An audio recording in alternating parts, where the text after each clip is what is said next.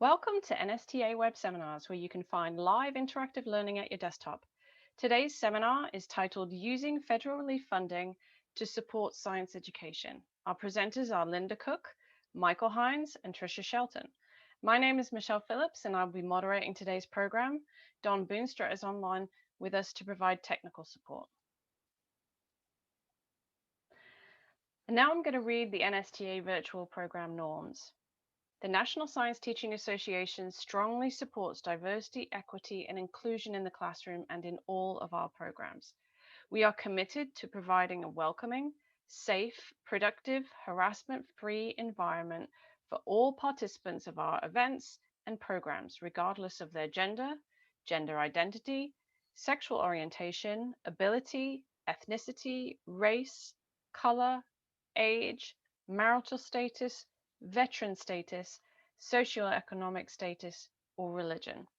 We ask that all attendees be mindful of their surroundings and of their fellow participants.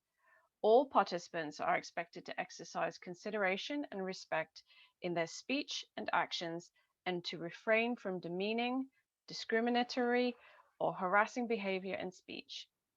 NSTA does not allow promotion of other products in our chats during web seminars, and we ask that attendees keep the conversation on topic, use positive language, and remain courteous of others throughout the event, and allow everyone time to participate in the chat.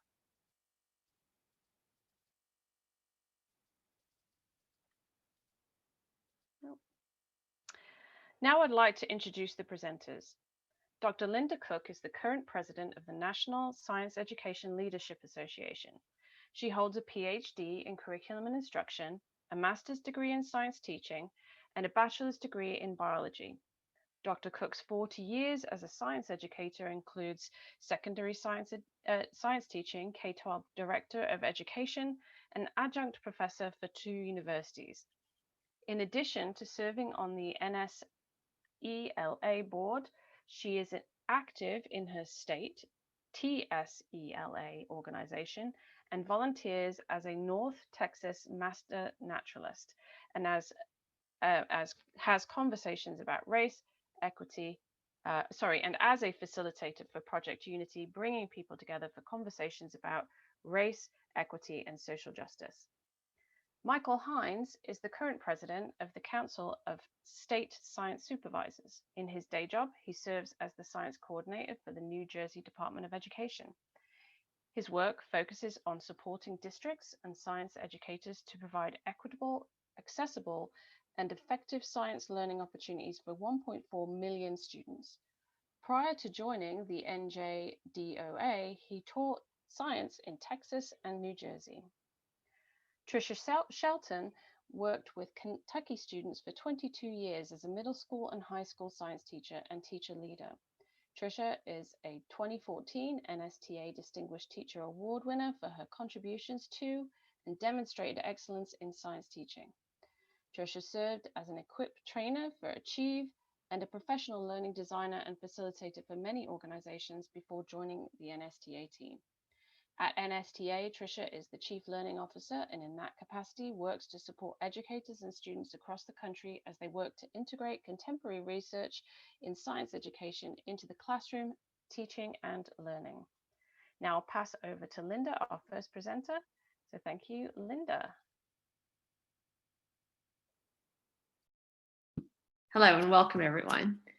I'm the president of the National Science Education Leadership Association, and I wanted to tell you just a little bit about our organization. We've been around for 62 years, and we're made up of science leaders across the country, some at the district level, some might be department chairs, some might be higher education professors, some might be leaders in informal science, so a variety of science leaders.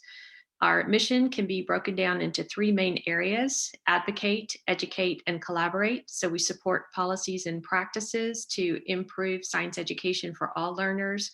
We also provide lots of professional learning through our virtual and face-to-face conferences, as well as through our journal and our updated newsletters. We also provide lots of opportunities for science leaders across the country to collaborate, to form relationships and to network and get to work with others. And now Michael. Hi, Mike Hines, Science Coordinator for the, well, actually, I'm going to reframe that. I'm the President of the Council of State Science Supervisors. Our organization is comprised of people who work at the state level on academic standards and assessment. So it is a CUBER, as we're often called, that is responsible for the adoption and implementation of academic standards and the production of statewide science assessments. We also have members in the higher education world and in the informal education world. And the commonality is that we all work to create more equitable, accessible, effective science learning experiences for all of our kids across the country.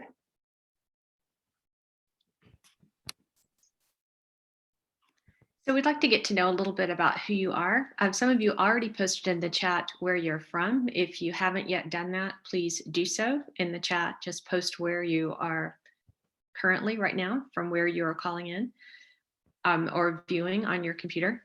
And then also let us know about your role. Are you a district science supervisor, a classroom teacher, a state level science leader? Are you from informal science? Are you a curriculum specialist or other? So what's your role? Just so that we get an idea of who is participating today.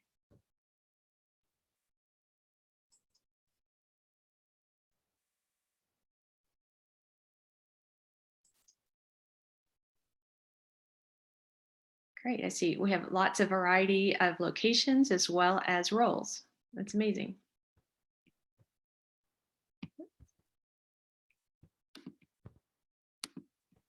So Dawn, my slides are advancing. I'm not quite sure why. There. Got it. There. So I also want you to respond to this question. Have you previously heard about, or are you familiar with federal funding for COVID relief available for K-12 schools? So is this something that you've heard about? Awesome. We just want to know how much information has already been shared. And then the next question would be, do you know how your district plans to use these funds? And then along with that, what questions do you have about this funding?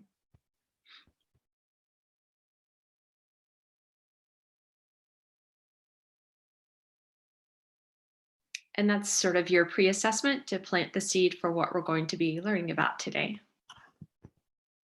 And to give us some input into your awareness of federal funding and how your district plans to use it. Thank you for your responses.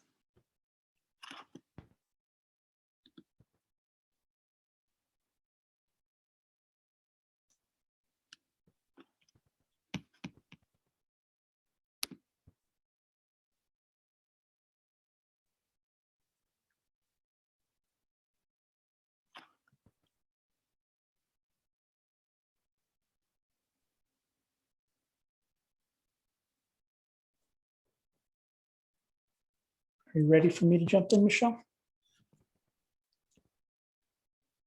We're ready. Okay.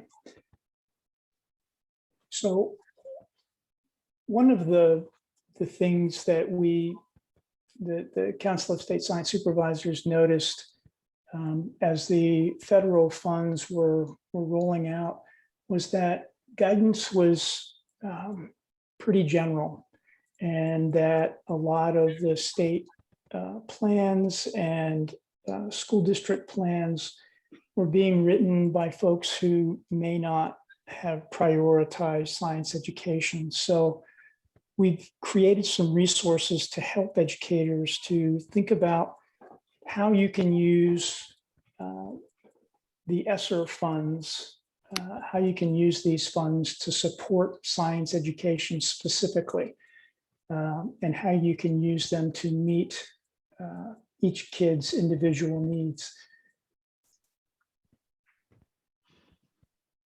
And there we go. So there is a lot of money flowing out to the states. There is nearly $122 billion that have been sent to the states. And then the states have allocated those funds to school districts. And the purpose of the funds is to support, do things necessary to return to in-person instruction, use the funds to create and make changes to ensure the safe operation of schools, and address the academic, social, emotional, and mental health needs of our kids, and build capacity to provide meaningful and effective instruction. And there's an emphasis on addressing the needs of underserved students, the students who have traditionally not done well in K-12 schools. Yes, there are some.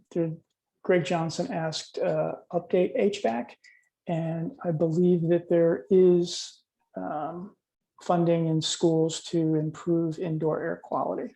Mm.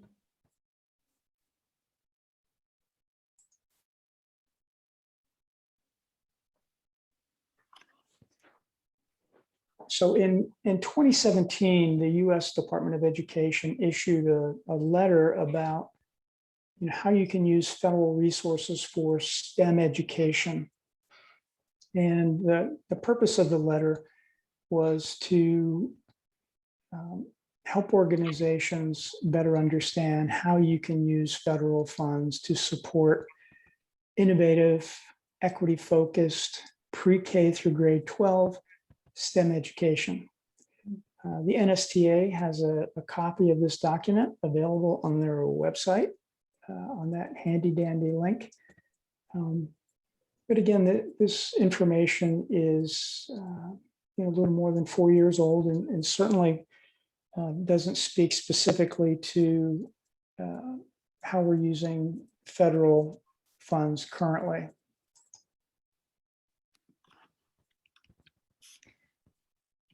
Okay, Linda. Yes, I have just put into the chat a link, and you'll want to click on that link because that's an interactive chart, and you can see on the screen a slide that's just a copy of the chart. So you'll want to actually click on the link in chat so that you can interact with it. In this chart, this shows you how much funding your state and your district received through federal relief funds, both of the all three of the stimulus funds, and how much actually came to your district, but it also shows you the breakdown per pupil and how much funding is available. So there's a place where you can click in the upper left-hand corner. You see a couple of boxes where you can enter your state. You can also enter your district.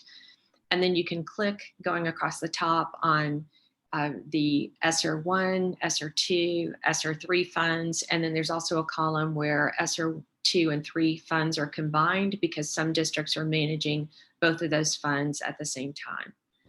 And so that will give you a little insight into how much money. I know a lot of you knew that already from your pre-assessment. Some of you did not. And so that's where you'll find the information about how much funding your district is receiving.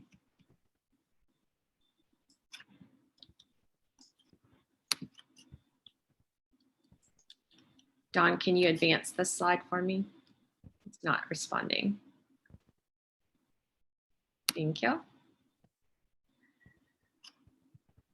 So some guidance for the local education agencies in how they can use ESSER funds, especially to support social, emotional, and mental health needs, as well as academic needs. So one way you can use the funds is to hire additional personnel. So your school or district might want to hire additional school counselors or psychologists or nurses to help with specific needs following the pandemic. You might want to implement strategies to accelerate learning. How can you take learners where they are and help them move more rapidly to achieve grade level success? And how can you use certain resources to help make that happen? And you'll be learning more about that from Tricia. You can also make investments in teaching and learning that result in lasting improvements. And so how can you continue to improve student achievement because of the decisions that you're making and the funds that you're spending now? And so you can find out more. There's a document there. I can probably put that in the chat as well. Thank you.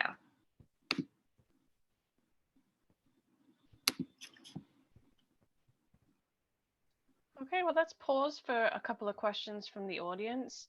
And I see a few things coming up. There was a question that I wasn't sure whether we answered at the beginning. Are there any funds for private schools? Mm-hmm. Yeah. So that's come from Yasmin and a couple of other people as well. So. Yeah, and I know, Michael, you can jump in too if you'd like. I know that in the documents from the government about the funding is provided for private schools as well. Some of the funds are, they have to be provided by the district to the private schools, but the other funds, I believe 2 and 3, are provided directly by the state to the district. To the private school. Yes, so Jody responded in the chat as well. So funds for private schools. Awesome. Yes. Thanks, Linda. Erica asks, can accelerated learning mean professional development? Yeah, you'll find that professional learning is something that can be provided with the funds. And so professional learning to support accelerated learning would be within the realm of that. Perfect. Thank you. Okay, well, that's 2 questions. If you have any other questions, please put them in the chat and I'll try to get to them. We're going to move on now, and I think it's Mike is going to take the next slide. Yes, thank you. So I need to put a link in the chat for you. So the question becomes, what are the specific things that science educators can use the funds to do? So there was a report from the National Academies titled Teaching K-12 Science and Engineering During a Crisis. Jennifer Self culled the literature and came up with some recommendations for how we should be thinking about teaching and learning while schools were closed, while we're in hybrid settings. And now there's, we can apply a lot of the guidance toward now that it looks like schools are going to be opening for face-to-face instruction. How do we take what we learned to create equitable learning environments for kids? So we used that report as a foundational document. And then we also looked at the American Rescue Plan Act of 2021. And we looked very closely at allowable expenses and what funds were what funds could be used for.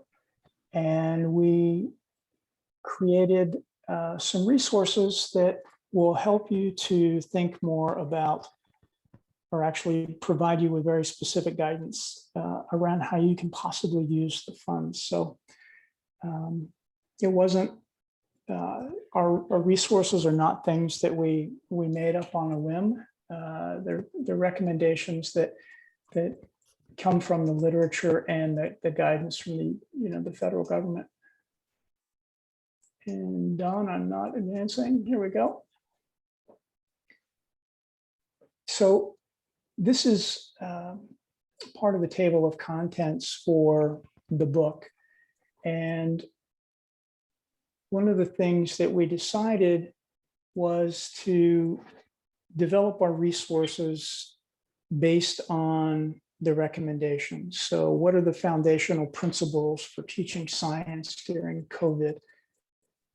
You know, how does prioritizing relationships and equity when teaching science, how does that improve outcomes? Thinking about adjusting instruction in changing environments. This has a lot to do with learning acceleration. Managing and modifying the scope and content of the curriculum. This chapter 5 also has a lot to do with managing what a lot of people are calling learning loss. How we can monitor learning, you know, regardless of how dynamic things become in the, 22-23 academic year, and how we can support collaborations and leverage partnerships with people in our communities. So these are the big things that, we're hanging our hat on. So what I'm going to share with you is one of the resources that we developed regarding prioritizing relationships.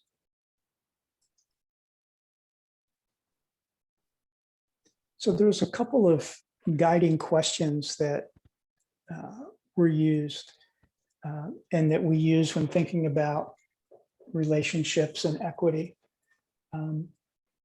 So how are relationships among educators and students, their families and community members being built, maintained, and strengthened? We are coming out of a very traumatic time, and we have an opportunity to reinvent ourselves and to create relationships now that we can meet face to face, and we now see the resources that are available in our communities. So how are we, creating these relationships? And then we also want to talk about, we want to talk about how individual kids' needs are being met. So we have English language learners, we have students who have IEPs or 504 plans, kids who are living in very difficult economic circumstances. So what are we doing to make sure that their needs are being met? And how are teachers' individual needs being met? Surprisingly, most teachers are human beings. And as an educator, you have an enormous burden placed on your shoulders in terms of needing to adjust to new context for learning, managing your experience with the pandemic, whatever that might have been, and managing your children's reactions. So how are we making sure that we're taking care of ourselves? Because if we're not taking care of ourselves, we're not really able to fully invest in the kids who come to our classrooms. And finally, how are inequalities related to students' access to broadband, appropriate devices, instructional supports being recognized and addressed? There are approximately 16 million K-12 students in public schools who do not have access to the internet or a device adequate for distance learning at home. The number was much higher than we originally understood it to be. So, we need to attend to, how we're coping with those things.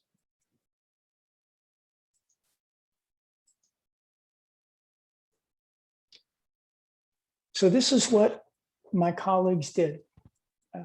We created and are continuing to create one-pagers, documents that are affectionately known as one-pagers that focus on each of the principles. So this one happens to be about prioritizing relationships in equity.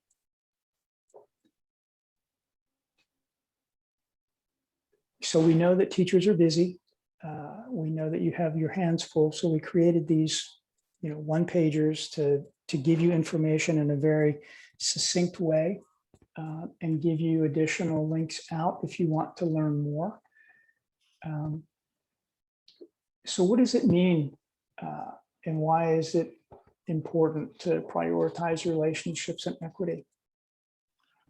So we know that kids do better academically, socially, emotionally when they are in a supportive environment where they feel known and valued and trusted by their peers and the teachers. They have a sense that they belong there and that they are part of a larger community. So the idea is that teachers need to get to know their kids, get to know the families, get to know the culture of the community where the kids are living. That's really important information to have when you are thinking about connecting instruction to the students' existing knowledge.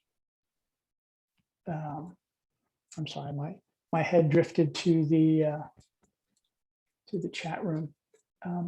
So it's really important to understand where kids are and where they're coming from and what assets they bring to the table. And the only way to do that is to invest important time and energy into getting to know them, getting to know the families, and getting to know the community in which you teach. So at the top of the document, we give you the briefer, and then we share a vignette that speaks to that particular aspect. So in this case, we learn about Joyce, who teaches fourth graders, and she's made a commitment to doing home visits with masks and social distancing, obviously. And she wants to introduce herself to the students' families, and she wants to get to know the students' families. And this is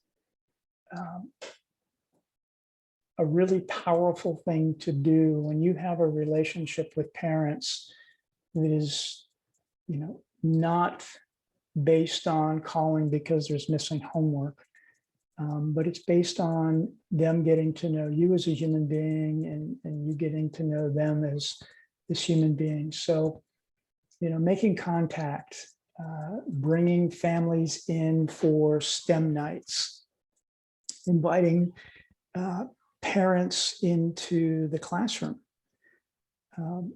It also means establishing rituals and routines for the kids so that they know what to expect. Things are predictable. And also build in time for check-ins with the kids. How are they doing?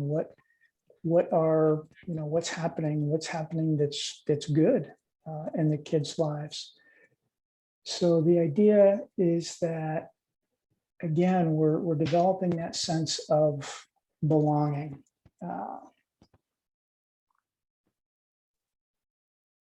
And then on the back of the page, on the back of the one pager, we describe very specific things that you can do. We are still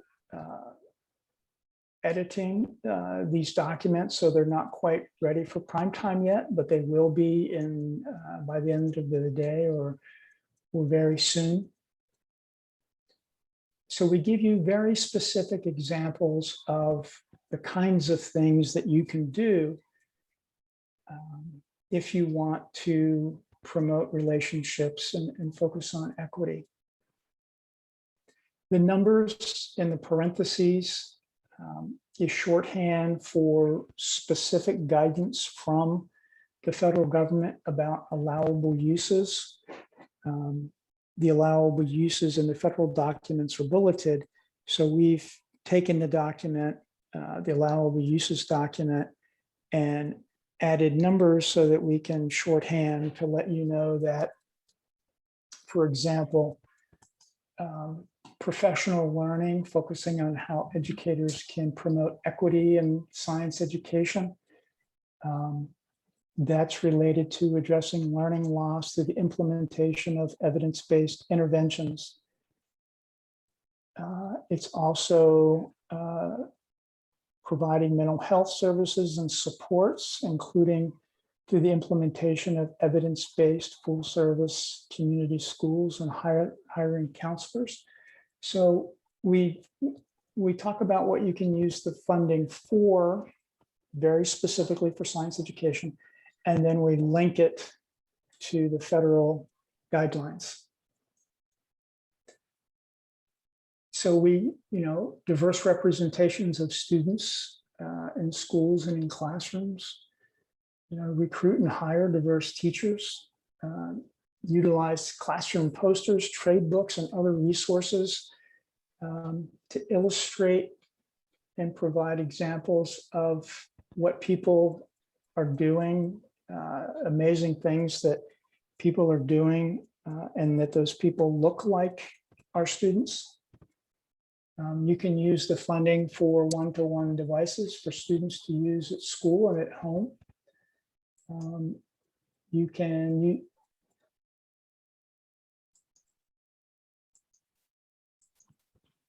use the funding for materials for family learning opportunities, STEM nights, take-home science kits, choice boards, and provide resources for field studies. And this could include transportation, any fees, equipment and supplies. How can you leverage the informal educators in your community? So this is just one of the 6 or so documents that we're creating, the one-pagers. And then we also provide you with links for additional learning. So we've taken the book and distilled it down and gave you very specific examples of what you can use the funding for, and then provide you with professional learning resources that you can leverage to continue your journey of learning.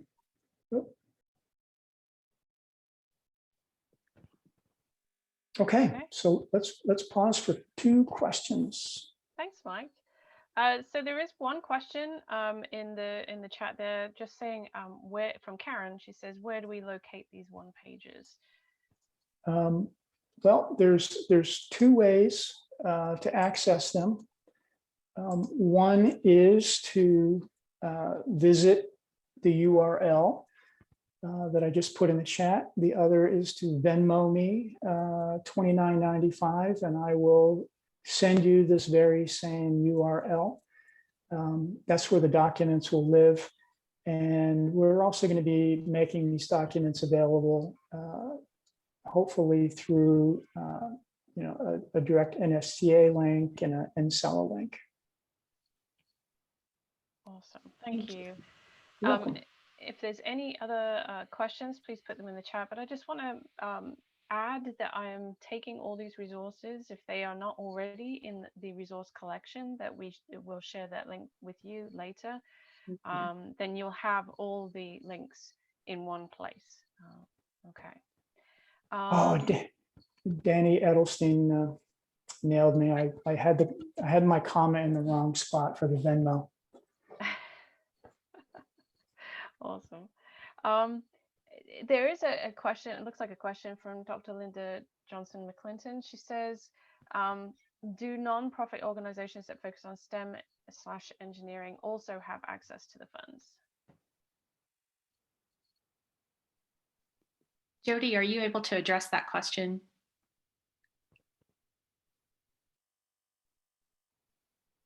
Not directly. Okay. I would have guessed as much, but thank you for clarifying. Yep, thank you. Okay. All right. So I think Jody will work on that and get back to you in the chat there, Dr. Linda. Okay, so let's pass the mic on now to our third presenter, Tricia Shelton. Thank you so much, Michelle, and I'm very appreciative to be able to be part of this presentation today.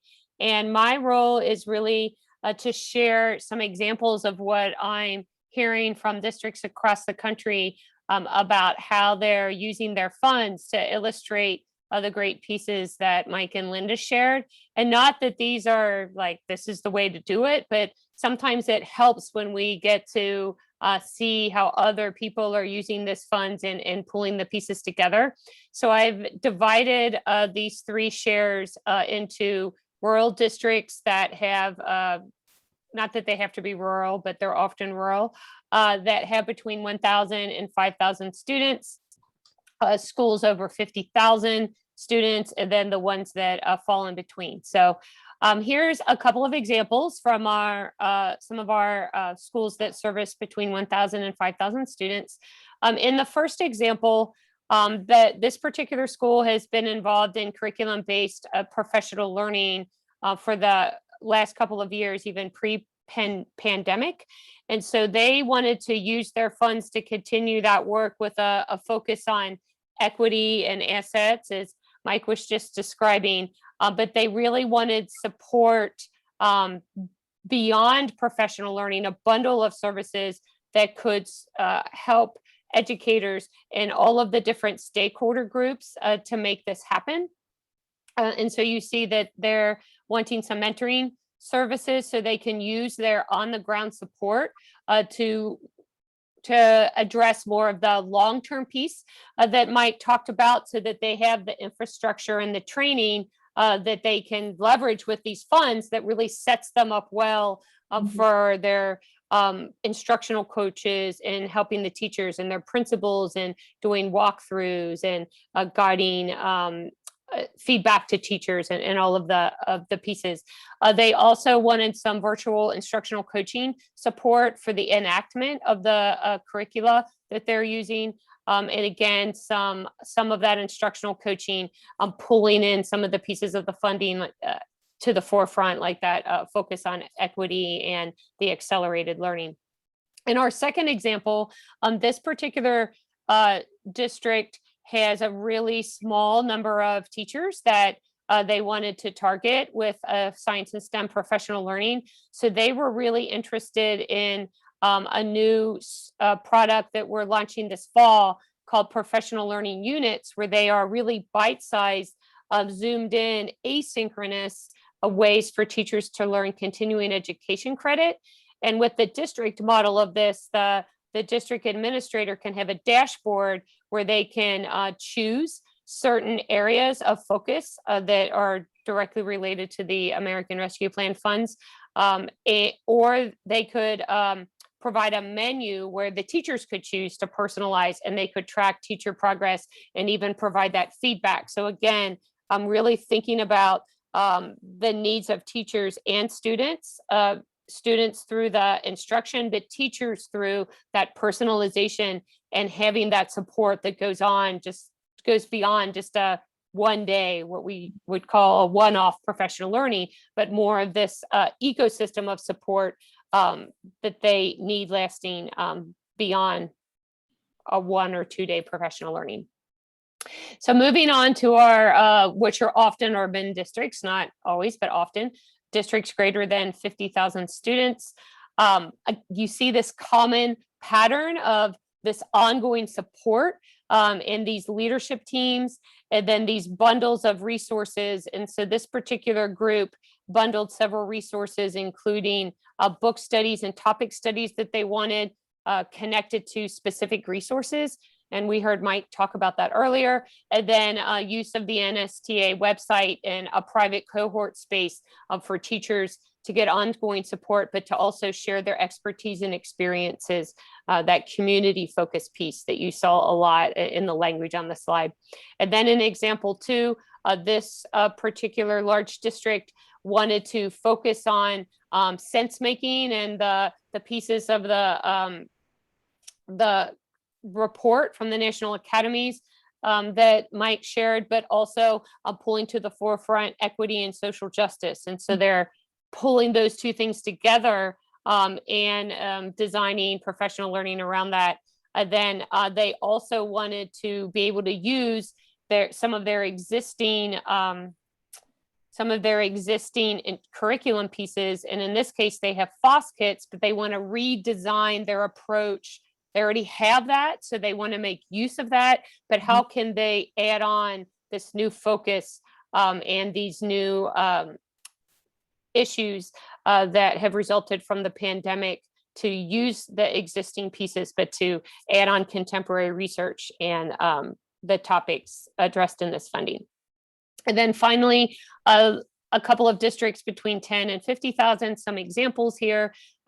You're seeing again this curriculum-based professional learning and the focus on equity that is a pattern throughout, the bundling of services and mentoring, so that sustained support, and then a whole district partnership with organization. And in this case, I'm from my NSTA, so it's with our organization, but many organizations, this could be a really robust and wonderful combination, but providing multiple products and services, and in this case, membership to NSTA, which gives teachers access to all of the high quality lesson plans and things that NSTA offers and also convenes. And that piece can be really helpful to support the professional learning and the strategies that the educators are learning about the sense of belonging and being part of the larger community,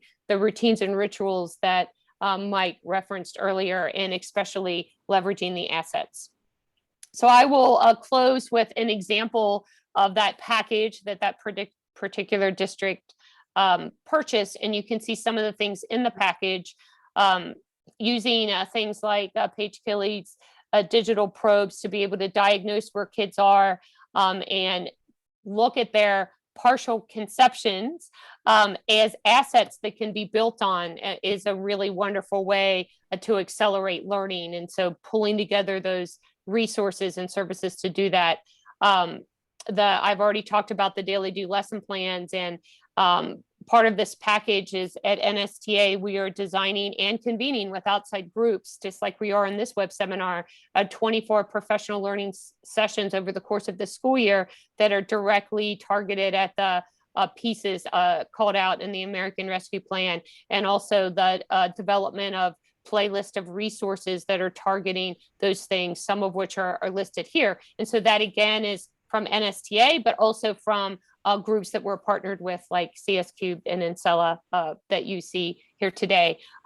We are back to face-to-face conferences, hey, and have 2 national conferences. And with this package, teachers can, a representative from the school can send someone to that national conference to participate in that. And one of the things that we're hearing a lot, especially at the elementary level, is as we're thinking about learning loss and the content sides of things, that the teachers want support in their increasing their content knowledge, because a lot of elementary teachers did not major in science in college. And so we put in for free as part of this package 26 interactive ebooks that target an understanding of the science content pieces in the current policy standards. So educators can use that as support. And then you see here the membership pieces and some of the community pieces. So with that, I'll turn it over to Linda to talk about Insula Support along these same lines that they're providing for educators. Sure. And so if you have science leaders and you're a district person, some of the funds could be used to send your science leaders to become members of Insula, where they could participate in monthly webinars. These are, by the way, free to members and non-members alike. And that's a way to continue to grow professionally as a science leader.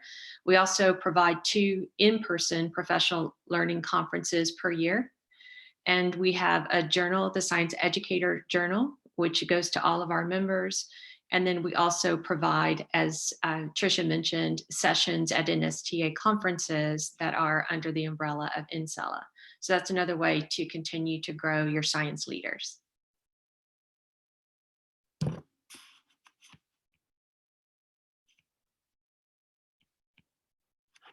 Michelle? Oh, thank you, Linda. Oh, you got that. Awesome. So we do have a little bit of time left for any additional questions from the audience. So if you've got any questions, please add that to the chat, and I will pose them to the presenters for today. So I'm just going to scroll back a little bit, and there's one here from Dawn, and she says, is there a way for the Utah Science Teachers Association to access these funds to train teachers in STEM pedagogy? Mm-hmm. So Jody, you may want to address this as well. My understanding is that a district would need to contract with the Utah Science Teachers Association. I don't think the association can access the funds directly. Michael, do you have additional thoughts on that? I think you're right on target. Perhaps the association, its members could reach out to their leadership. Sure. To talk about, centralized PD. That would be the only way that I can think of. Thank you. Awesome. Thanks, Linda and Mike. There's a question here from Sadia. Can we do these STEM programs online? And I think that refers to the NSTA. It was written during the NSTA part of this. So I'll take that, Michelle. And actually, Michelle could also take this question because she's involved in this work. So at NSTA right now, and definitely for the last year, we've had a big focus on what we're calling Digital 2. So building up our digital and asynchronous side of our support. So those professional learning units, or those continuing education units that I referenced in my chat, those are asynchronous digital pieces that we will be offering, that we'll be launching this fall. And then while I have the mic, if that's okay, Michelle, I'll go ahead and address the question that says, where can we find the list of the 24 professional learning sessions? We don't have the complete list yet, but we're still convening and reaching out to different partners to compile that list. So right now I can say with confidence that they are about the topics in the American Rescue Plan. But the place that you can find them is if you go to our website. On the homepage, there's a Learn tab, and we list the web seminars coming up on that particular tab. And then you can also, right below that, there's a whole area that's the link to where it says webinars. And if you click on web seminars there, that you'll see a list of all of our web seminars. But we're going to also work with Jody to be sending out communications about how the web seminars are focused on that piece. And if you go there right now, you'll see that the Transforming Science Learning series in both August and September is focused on leveraging assets to build students' experiences. And with the title, you can see how that's connected to what Mike shared. Thanks, Michelle. Thanks, Trish. Okay, this question may be coming back at you as well. So this is from Andrea. She says, what if you come from a school district that's less than 1,000 students? Suggestions? I come from a very rural school district in Nebraska.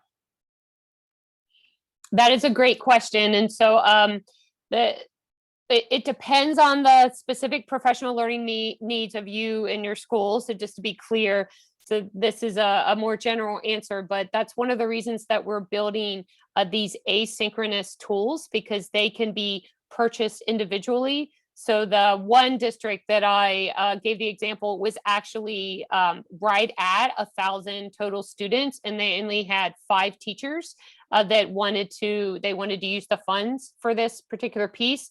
And so they are considering 5 individual memberships with some professional learning units that are tied in to that piece, that would allow them to work as a PLC and engage in some of the bite-sized professional learning units around these topics together, but also have choices of other topics to choose from.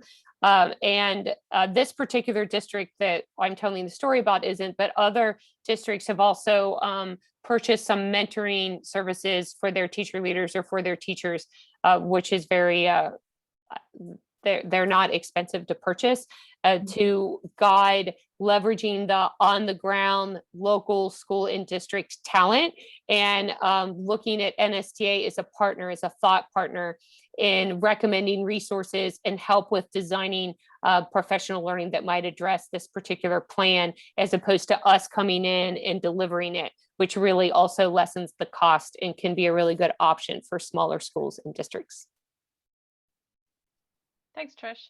So Aaron is asking, are after-school programs a way that a teacher could build capacity for their science program? I don't know who that could be directed to. Anyone can answer here. Yes. And that would certainly fall into an allowable expense, and a lot of districts are using extended school days, and even extended school years to help meet the needs of kids.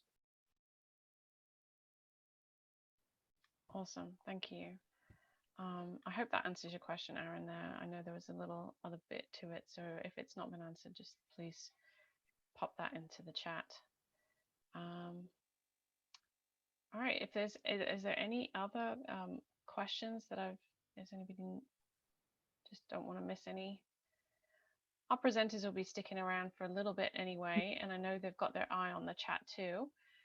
So if that's okay, I'm going to move on to the next slide, hopefully.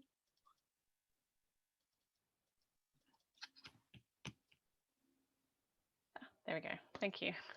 So I just want to say thank you to today's presenters, Linda Cook, Tricia Shelton, and Michael Hines, for all the information that they've provided, and also for Jody, who's been in the background there answering questions. So thank you very, very much to all of you for your contribution, and to the audience too for their contribution. We value your feedback, so please stay on with us till the end of the program. This post-program survey link will be shared after the recording is stopped. Your completed survey confirms your attendance, which allows us to award you a certificate of participation. Oops, wrong way. Sorry, guys.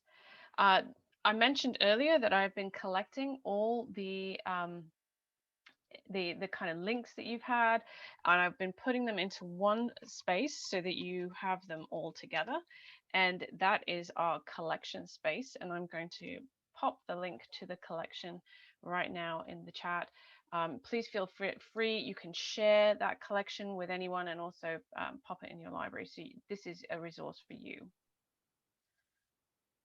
Okay, don't forget, NSTA offer several free web seminars, and here is a list of the ones that we have at the moment. Almost too many to fit on our page. If you haven't checked it out, please pop down to our web seminars page, and I'm going to just pop that link into the chat for you, so that you can have a look at what offerings we have in there. Along with the free offerings, if you're a member, we have NSTA member web seminars, and this is the Transforming Science Learning web seminars that Tricia was talking about earlier, leveraging assets to build on student experiences, parts 1 and 2, August and September, not to be missed. This is a repeat of our highly successful cross-cutting concepts book study. We're now offering this in August, so tell all your colleagues. Make sure you book into that early. It was a very, very popular series. I'm going to just again pop the link for that, because it's not an easy one to just look at and move on. There you go. Oh, now I've lost my move on button. There we go. And just a quick thank you to the NSTA virtual learning team, and thank you to the participants today for your contributions. So that concludes today's program. And Don, you can stop